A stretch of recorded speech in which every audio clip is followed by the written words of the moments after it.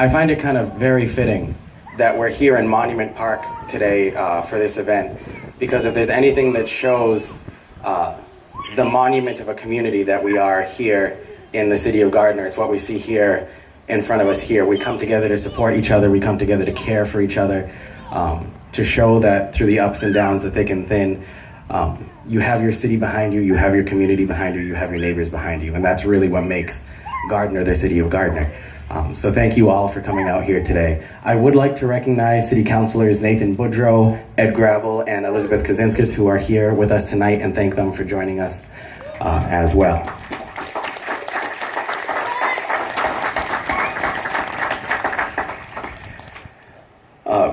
Like I had started to say earlier, Gardner really is a special city because we have the resources here to help each other out. Whether it just be that neighbor to call and rely on, or the organizations that we have here, the AED Foundation, Alyssa's Place, Gamma, Hayward Hospital, so on from there, to reach out for help, support, and guidance through these problem times, and come together to show that we're like that. That really makes us a special place. But it all starts from here on out with us making it so that we have a reason to hope and a reason to continue on, educating our children in the school system, starting a conversation with the people in our community about the reason we're all here today. We don't have to come to these anymore. And today we were sort of all hoping that the air would change. And I could just tell you that I feel hope, and I feel like we've turned the corner.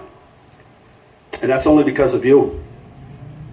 You could have sat home, felt bad for yourselves, but you knew you might be able to make a difference in somebody else's life.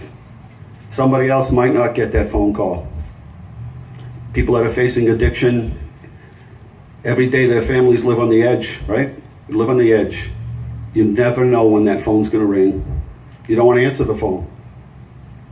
But there are a sea of people around you and around the country who believe and are making a difference, and that's what you're doing. You've made a tremendous difference.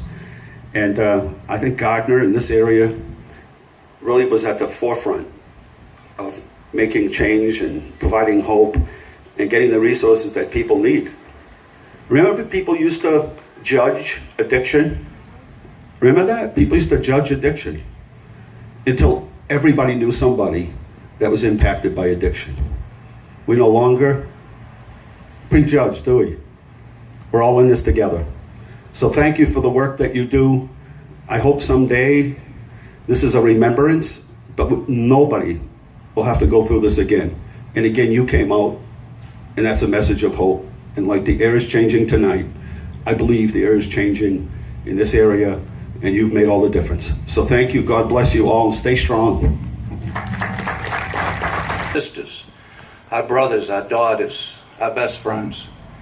No one picked addiction. No one set out to ruin their life. No one looked to get addicted to the morphine molecule. But once they got into something, and a lot of times it was through a legal prescription, they found they couldn't escape. How do we beat this? What do we do? There's a few things we can do. Prevention is always underutilized and underfunded. But we're doing some things in this area right now that are going to work and are working. We're in the schools every day with a program called This Is Not About Drugs. An evidence-based program that teaches middle schoolers what the morphine molecule is, what this collusion of chemicals that we call Percocet, Vicodin, OxyContin, which Purdue Pharmaceutical told us was non-addictive, can do to them. We've got a pilot program in Gardner, Winchester, Fitchburg, Leominster. Through the help of our state officials here, they've gotten us money to bring these programs so that a person who does or is looking at arrest, facing arrest, if they'll choose treatment, we'll give them a bed. And we all know that not being ready to give up drugs is the number one obstacle. But in that situation, we postpone the arraignment. If they agree to get into treatment, we don't arraign them. We can get through the process without any jail time, without any court process. And it's working. And it's working. How does it work? It works because this is a community problem and it takes a community effort. We're breaking down silos. You look at the horrible numbers. Overdose now is the leading cause of death for people under the age of 50. The Centers for Disease Control and Prevention told us that we lost 64,000 people 64,000 sons, brothers, daughters, sisters in 2016. More than vehicle crashes and firearms combined. The life expectancy in the United States has gone down over the last 2 years, and it's because of this disease. And I don't want to speak too long, but I'll finish with this. How do we beat this? Former Surgeon General Vivek Murthy told us that we recognize this for what it is. It's a disease. It's not a moral failing. It's not a character flaw. It's a disease. And when we treat the people with disease like we treat the people with other diseases, whether it be cancer, diabetes, heart disease, we're going to win. We treat the people with the respect and dignity that Dr. Volkoff from the National Institutes of Health told us, that when a person comes into an emergency room and is overdosed, they leave with a treatment plan in place. And if they don't, it's medical malpractice.